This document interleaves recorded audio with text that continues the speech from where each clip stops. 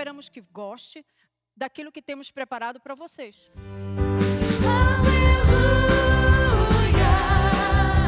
Jesus vivo está, a morte foi vencida, o sepulcro está vazio. Jesus ressurgiu, vivo está. Dizemos outra vez, aleluia, aleluia, aleluia. Jesus vivo está, a morte foi vencida, o sepulcro está vazio. Jesus ressurgiu, vivo está. Ele é o Alfa e o Ômega, o princípio e o fim. Ele é o Alfa e o Ômega, o princípio e o fim. O pecado foi vencido, temos liberdade enfim.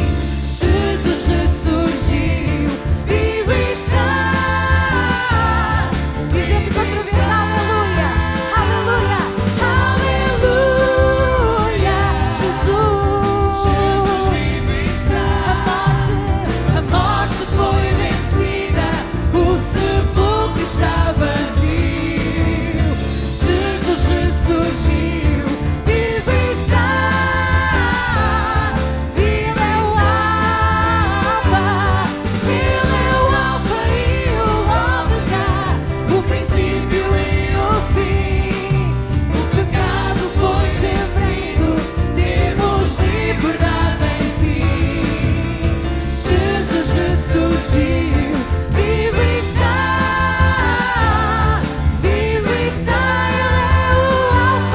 Ele é o Alfa e o Esta tarde, se tu acreditas que Jesus ele está aqui e vivo está, diz com toda a tua alegria, com todo o teu louvor, Jesus vivo está.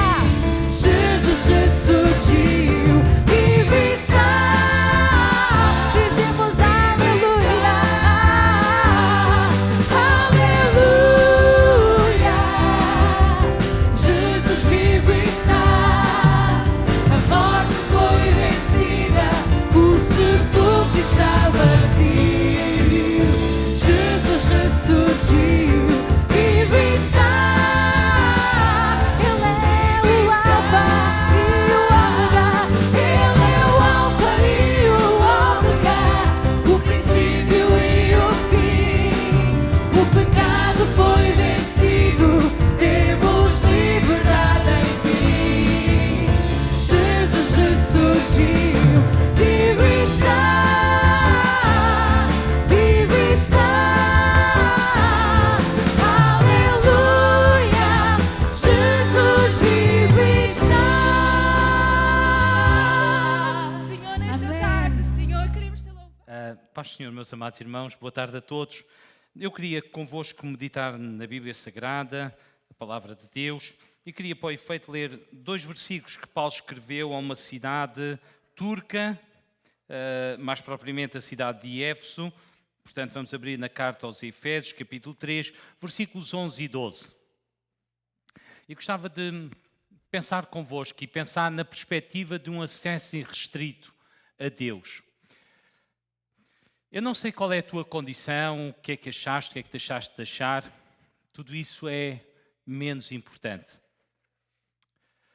Porque religião há muitas, regras imensas, e poderíamos continuar a divagar um bocadinho neste sentido. Mas tal como comecei a falar a semana passada, queria hoje centrar acerca de um relacionamento que tu podes ter com Deus. Um relacionamento pessoal e direto. Não interessa quem és, o que foste, por onde andaste. O que foi, o que interessa, são 2 coisas. É a tua necessidade e o desejo de Deus. É a tua necessidade e o desejo que Deus tem de ter uma relação contigo.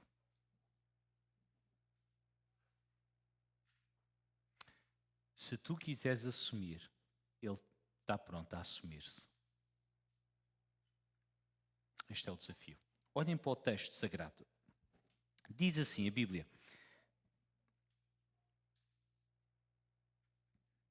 Este é o plano que Deus traçou desde o princípio e que realizou por meio de Jesus Cristo, nosso Senhor. Vamos parar aqui e saborear bem. Este é o plano que Deus traçou. Significa que Deus, o Pai, em relação a Jesus, seu Filho, Ele traçou um plano, estabeleceu um plano, definiu um plano e foi concretizado por Jesus Cristo, nosso Senhor. Que plano é este que Jesus concretizou? É pela fé em Cristo e em união com Ele que nós sentimos a liberdade de nos apresentarmos diante de Deus cheios de confiança. Então, qual foi o plano de Deus que Jesus traçou? É que com Ele e nele nós possamos com confiança apresentar-nos diante de Deus. Por outras palavras, ter uma relação com Ele. Então este é o plano de Deus. Vamos pôr isto ainda de outra maneira. O que é que Deus deseja? É ter uma relação contigo.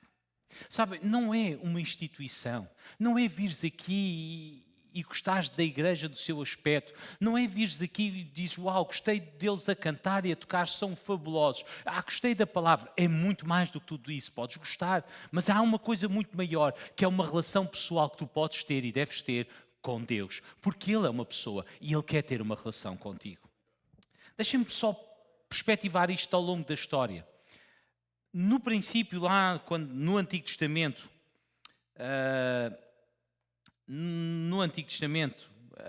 mas antes mesmo disso, eu gostava de dizer uma coisa para nós como igreja. Nós, filhos de Deus, um dos maiores privilégios que nós temos é este acesso a Deus.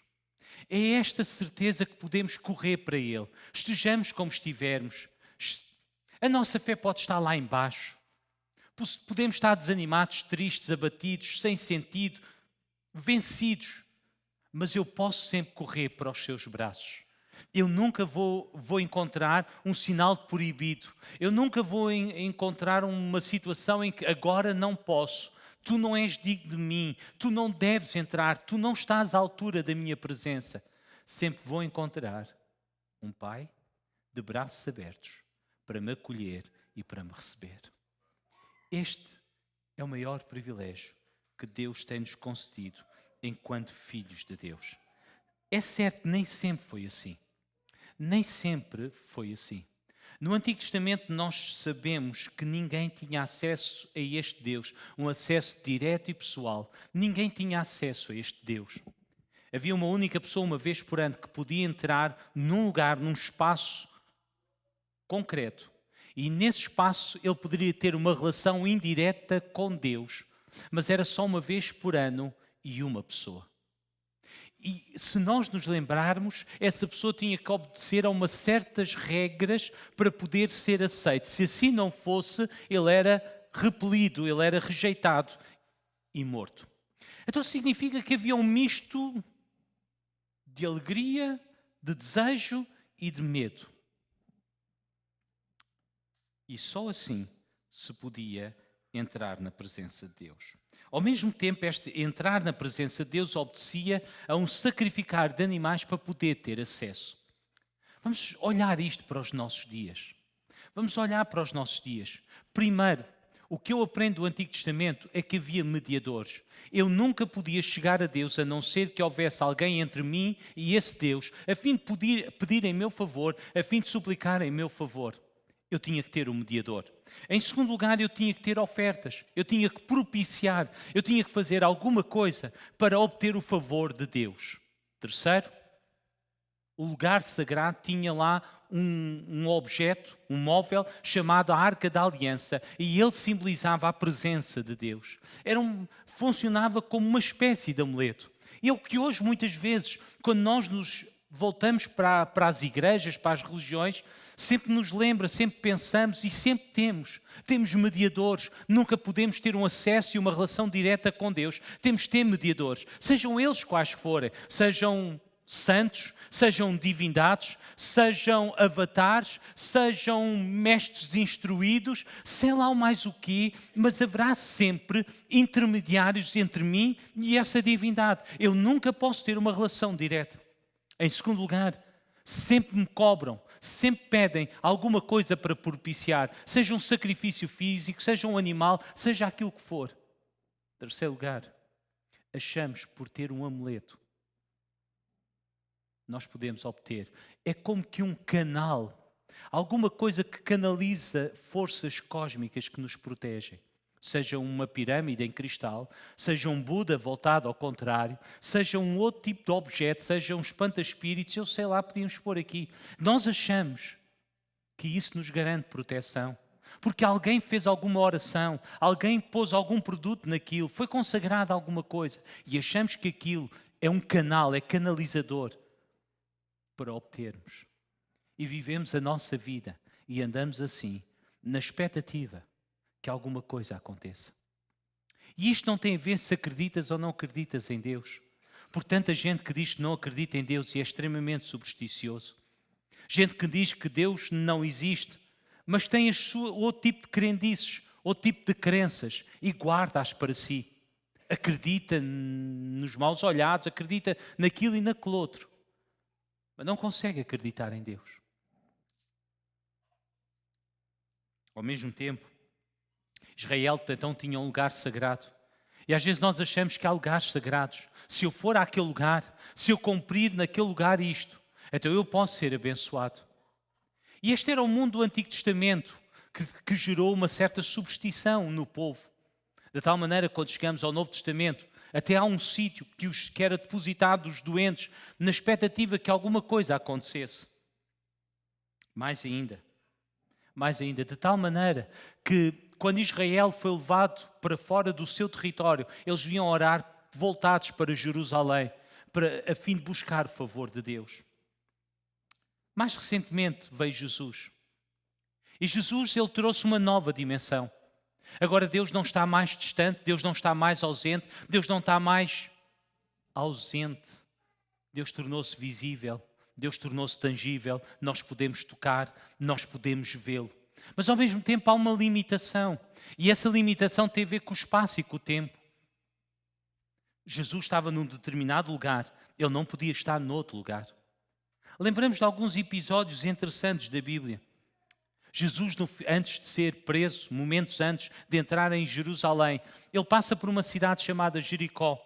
E em Jericó está um cego, ou como dizem os outros evangelhos, estão 2 cegos, em que gritam: Jesus, filho de Davi, tem misericórdia de mim. Estes homens nunca jamais encontrariam Jesus se Jesus não passasse por ali. Jesus passou por ali, foi a oportunidade deles. Momentos antes, Jesus tem um outro episódio. E tem um outro episódio quando ele passa por uma terra chamada de Naim. E naquele momento uma mulher que já tinha enterrado o seu marido, estava a enterrar o seu filho. E Jesus passa por ali e dirige-se ao cortejo fúnebre e ressuscita aquele menino que estava morto.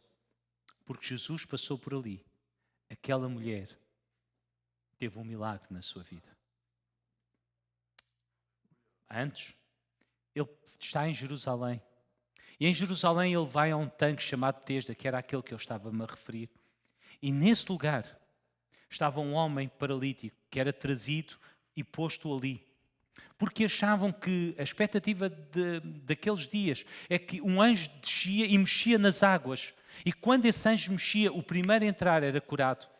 Era uma espécie de um santuário, como tantos santuários nós temos, e que as pessoas correm para lá na expectativa de um milagre acontecer.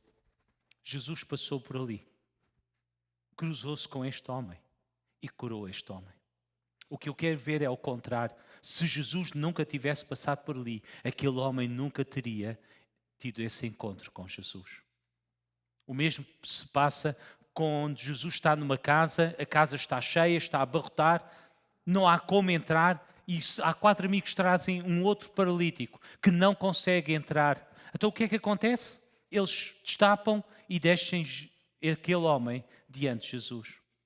Porque eles descobriram onde Jesus estava. puderam trazer aquele amigo necessitado. E Jesus, Ele trouxe uma nova dimensão de Deus. Ele tornou-se carne e habitou entre nós. Mas ainda assim estava limitado ao espaço e ao tempo. Mas alguma coisa acontece nos momentos finais da sua vida. Alguma coisa acontece nos momentos finais da sua vida.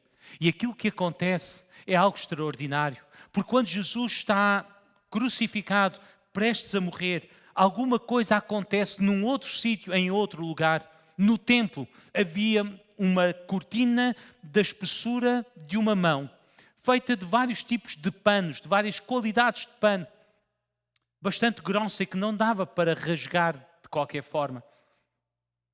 E quando Jesus morreu, a Bíblia diz que o véu do templo foi rasgado de alto a baixo. E quando nós chegamos a uma carta que foi escrita mais tarde, o autor aos Hebreus diz que, tendo, pois, irmãos, confiança, ousadia, intrepidez para entrar no Santo dos Santos, aquilo que outrora era vedado ao homem comum, aquilo que ninguém podia entrar a não ser um sumo sacerdote uma vez por ano e tinha que trazer sangue de animais que ele tinha que sacrificar. Agora, o autor aos Hebreus diz, agora não é preciso nenhum homem entrar por mim. Agora, cada um de nós tem acesso livre e direto à presença de Deus. Esta é que é a maravilha do Evangelho. Agora o homem não tem que viver mais longe, nem tem que caminhar milhares e milhares de quilómetros para se encontrar com Deus. A semana passada eu citei um homem, um eunuco, um ministro da rainha de Etiópia, chamada Candace. Ele percorreu milhares de quilómetros, desde a Etiópia para Jerusalém, para estar na presença de Deus. A expectativa era, eu vou ao templo, Deus habita no templo, então vou-me encontrar com Ele. É certo que foi uma desgraça, porque como ele era eunuco, ele não tinha acesso ao espaço do templo, porque ele era defeituoso e ele não podia entrar, por causa da sua natureza, ele estava impedido. Por outras palavras, os judeus disseram, não podes entrar. O que é interessante é que a perspectiva de Deus é completamente ao contrário. Porque ele pegou num homem, num discípulo seu, pegou nele e colocou lá no caminho por onde esta caravana tinha que passar. E quando a caravana passou, ele disse ao seu discípulo, olha, junta-te a ela, começa a correr ao lado dela. Ouviu que estava a ler o livro de Isaías, fez-lhe uma pergunta e começaram a conversar ele e o mordomo da rainha, o etíope.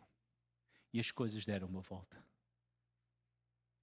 Agora não tens que percorrer milhares de quilómetros. Agora cada um de nós pode entrar na presença de Deus.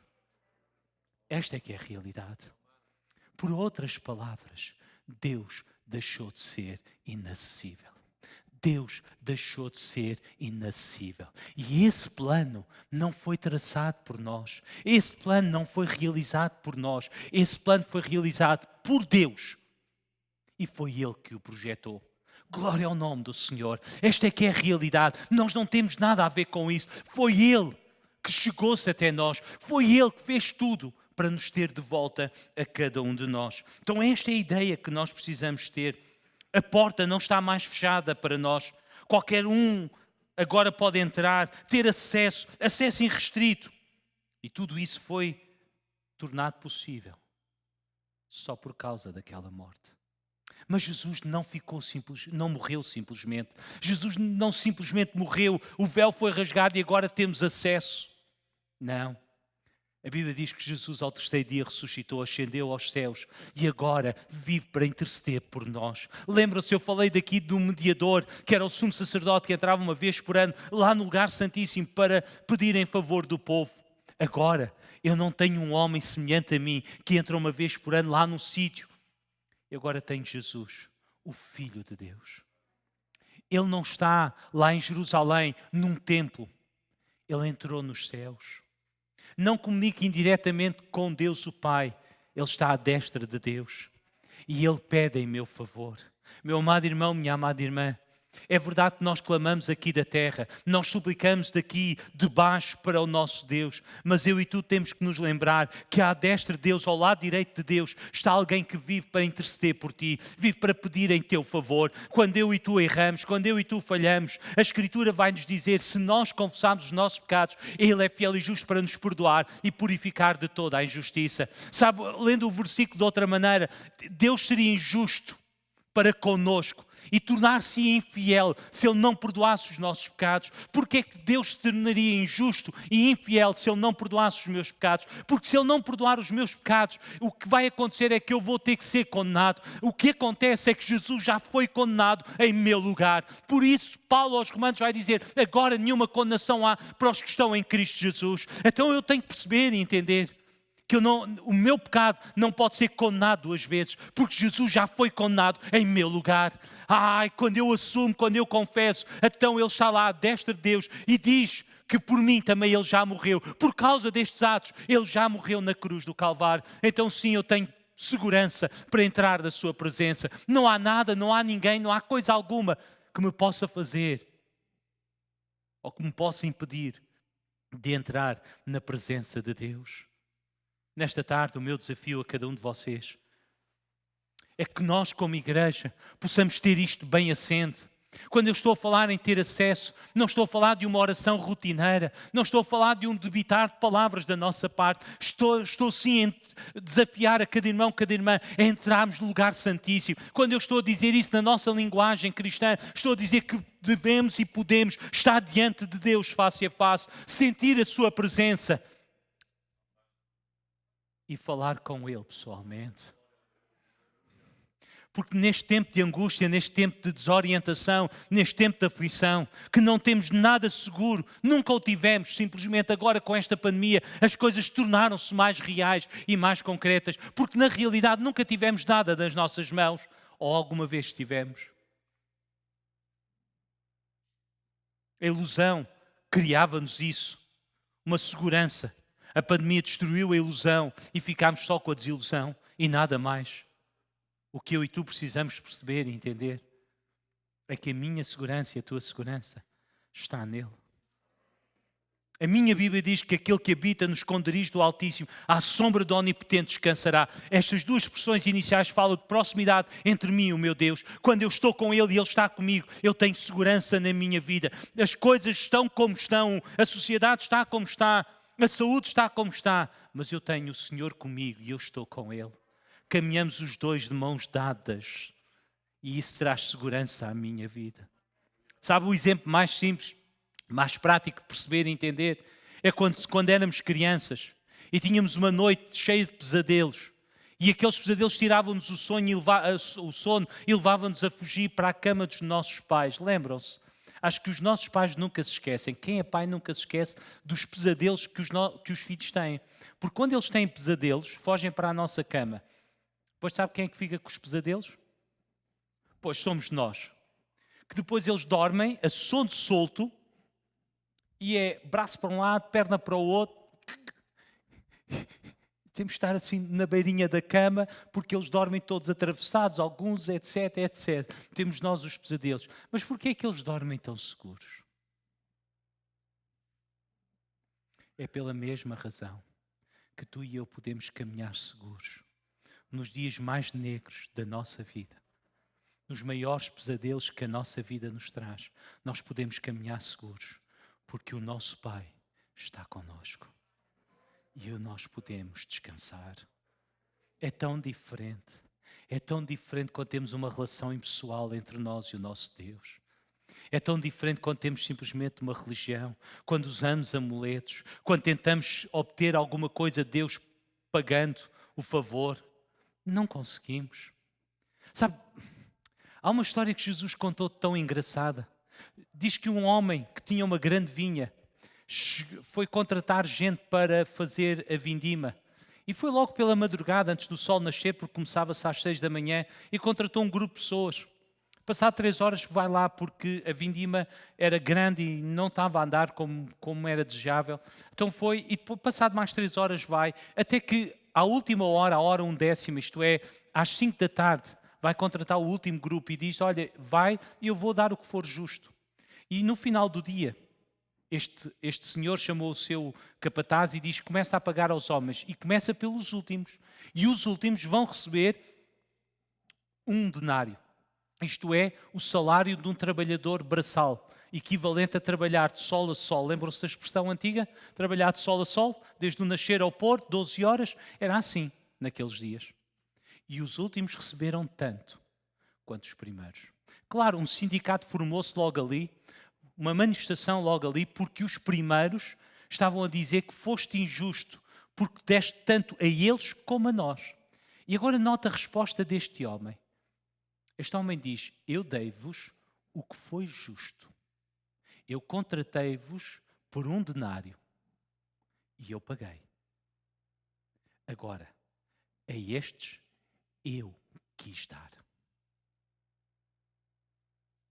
O que é que este homem está a dizer? Eles não mereceram, mas eu quis dar. Não tem a ver com merecimento. Vocês receberam porque mereceram. Estes receberam não porque mereceram, mas eu quis dar. A graça de Deus, o favor de Deus, tem esta dimensão. Porque eu sei que jamais em tempo algum aqueles homens que trabalharam só 1 hora mereceriam ganhar tanto como aqueles que trabalharam 12 horas. Porque jamais, por melhor trabalhador que seja, alguém consegue trabalhar numa hora o que os outros trabalharam em 12 horas. Não, jamais em tempo algum. Então eles não têm direito, mas eles receberam. O que é que isto pressupõe? Pressupõe que é a graça de Deus. Sabe, tu nunca vais merecer. Não tens que merecer. Não tens que fazer por merecer. O Senhor faz porque Ele quer fazer. É complicado nesta sociedade em que pagamos tudo, em que dizemos nós não há jantares gratuitos ou almoços de graça. Não há. Se me pagam almoço, querem alguma coisa. Deus não quer nada. Sim, continua a haver almoços gratuitos. Com Deus, eu posso me sentar à sua mesa e desfrutar de tudo o que Ele tem para mim. Esta que é a verdade. Esta que é a verdade. Deixem-me tender para conclusões e continuar a olhar para Jesus. A maior mágoa e a maior dor e a maior tristeza que Jesus tem é tu não ires a Ele.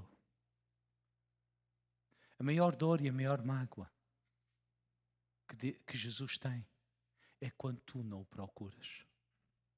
É quando tu não fazes dele a solução para a tua vida. Quando não vens até Ele com as tuas necessidades, com as tuas dúvidas, com os teus receios também, mas o procuras.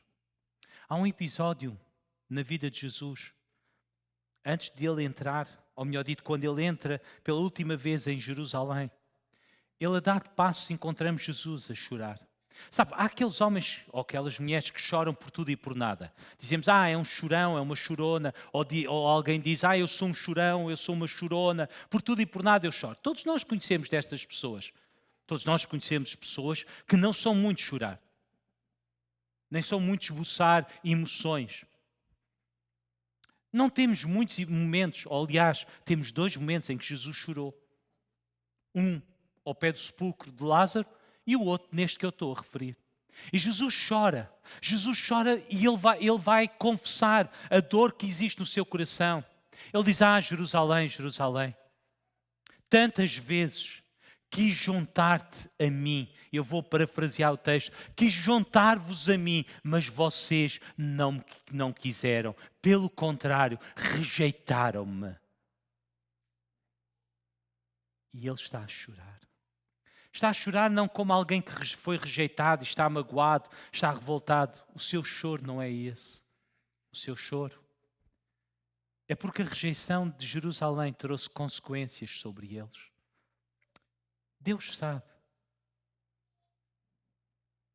o que cada um de nós está a viver, o que está a passar connosco. E Ele está de braços abertos, pronto a aceitar-te, pronto a correr para ti. Acho que a melhor imagem que nós temos na Bíblia é uma história que Jesus contou acerca de um pai que perdeu o seu filho mais novo porque ele tomou uma decisão. Quis viver a vida à sua maneira.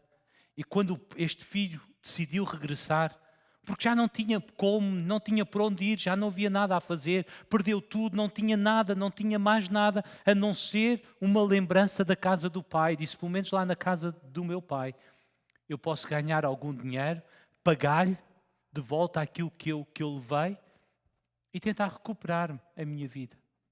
Quando ele regressa, o pai corre para ele, o abraça e o beija. Esta é a melhor imagem. Esta é a melhor imagem. Esta é a melhor imagem.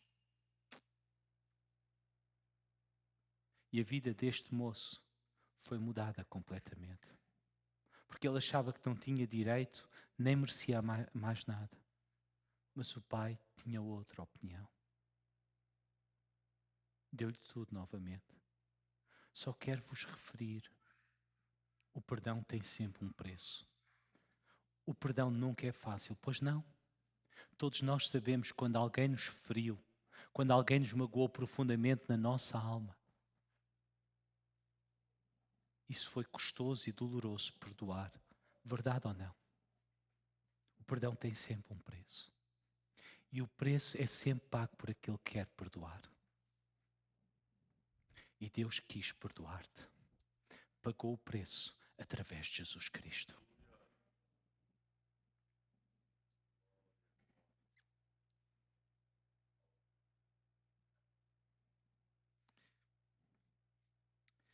É como se Jesus estivesse a dizer a Jerusalém, estou aqui agora à tua disposição.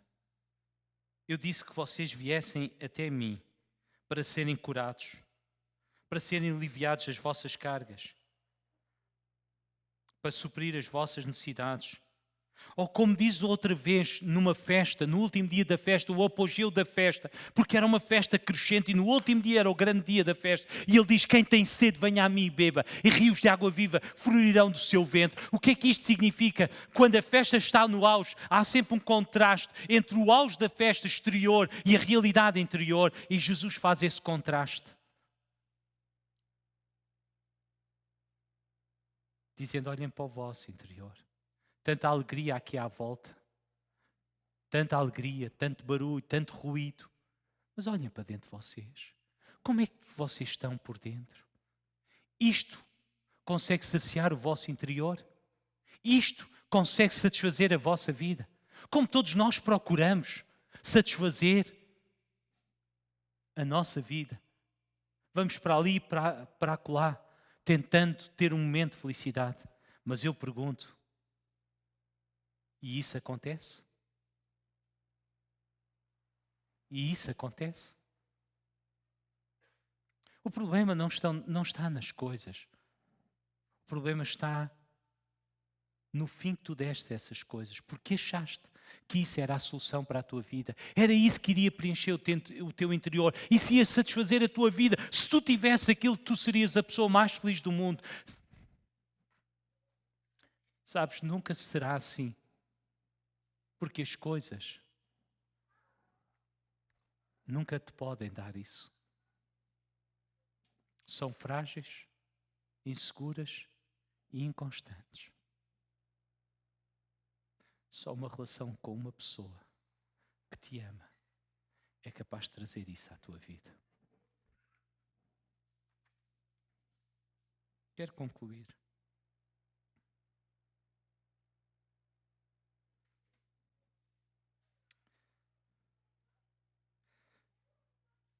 Alguns textos da Bíblia, Deus diz, clama a mim e responder-te-ei. É Deus a falar com o seu povo, através de Jeremias. Clama a mim e eu vou responder-te. Se tu nesta tarde clamares a Ele, tu vais obter resposta. Outro texto do Antigo Testamento vai dizer que o nome do Senhor é uma torre forte. É um lugar seguro onde tu te podes abrigar. Mas é lugar forte quem vem a Ele. Quem vem a Ele é lugar forte. É como que se Jesus, no Novo Testamento, Ele vai dizer isso mesmo. Vinde a mim todos estáis cansados e oprimidos e eu vos aliviarei. É a mesma coisa. Venham até mim. Deixem-me que seja eu a tirar essa carga que vocês carregam. Deixem-me trazer segurança à vossa vida.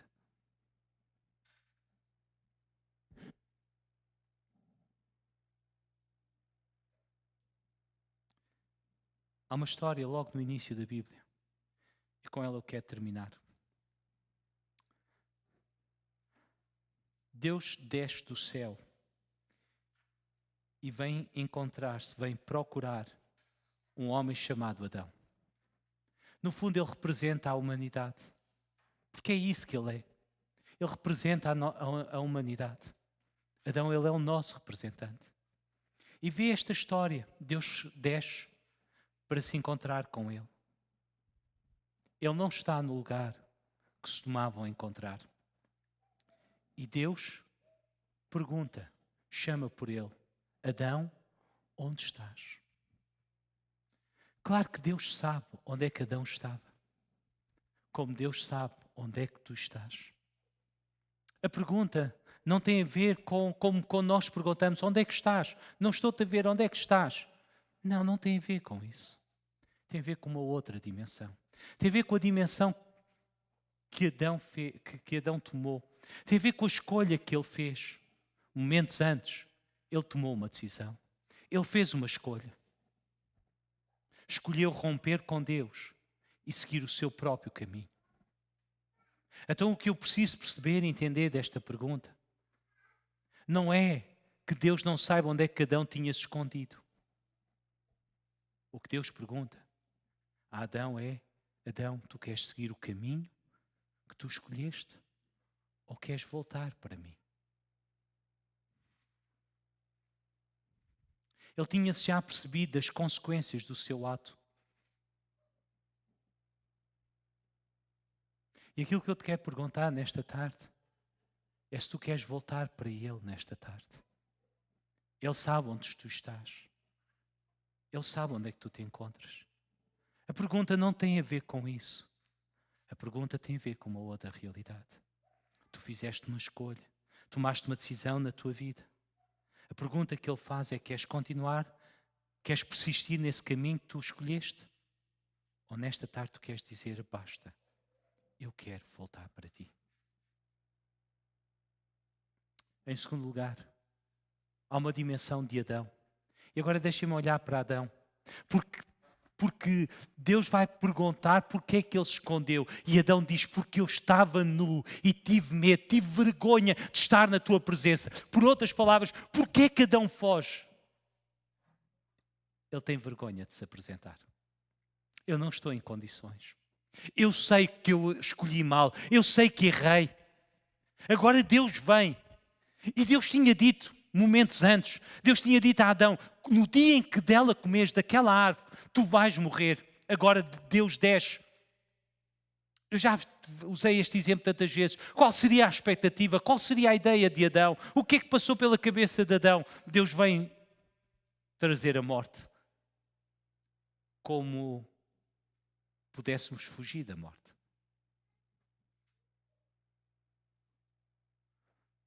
Afinal de contas, Deus veio trazer castigo? Deus veio trazer juízo? Deus veio punir Adão? Ou Deus veio dizer que apesar da escolha dele, Deus não o rejeitou? Ele rejeitou Deus, mas Deus ainda não o rejeitou. Mas está de braços abertos para o receber. Porquê? Porque Deus é misericordioso. Mais ainda, Deus vem para trazer uma promessa futura de perdão para toda a humanidade. Então Deus não vem trazer condenação. Não tens que te esconder, não tens que ter medo. Não tens que estar receoso ou receosa. Deus não é cruel. Tu podes dizer, se Deus não é cruel, porque é que temos o que temos à face da terra? Eu não estou a pensar na pandemia. Estou a pensar em tanta outra coisa que acontece nesta face da terra. tanta violência, tanta atrocidade. Deixa-me te responder. Como é que Deus pode ter culpa se somos nós homens que fizemos as nossas escolhas e decidimos seguir os nossos caminhos?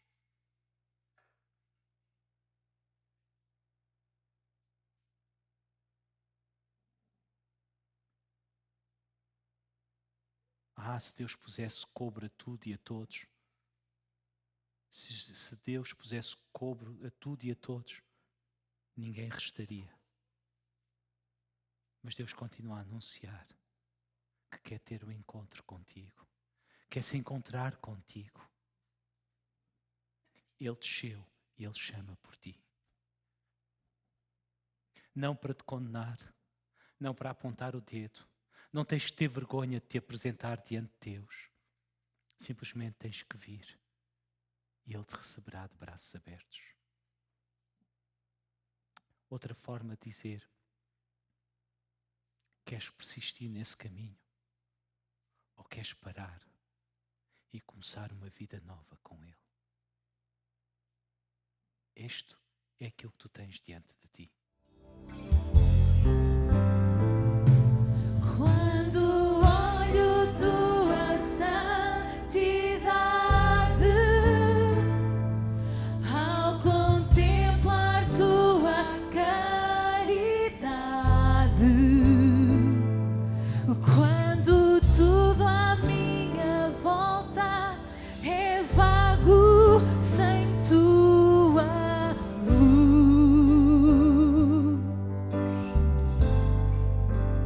quando sinto tua alegria em mim, quando o meu querer depende de ti, quando tudo à minha volta é vago sem tua luz.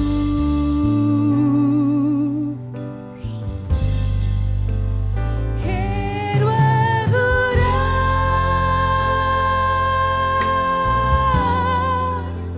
quero adorar.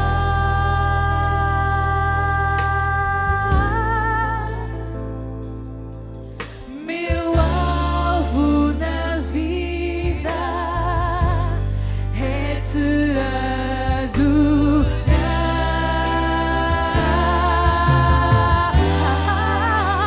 Quero adorar, eu quero adorar. Santo tu és Deus, quero adorar. Meu alvo na vida é te adorar. Queres continuar no teu caminho? Esta foi a pergunta que encerrou nossa partilha. É algo que só você pode responder. Estaremos juntos novamente aos sábados às 17h30. Querendo nos contactar pelas redes sociais e pelos e-mails. Deus te abençoe.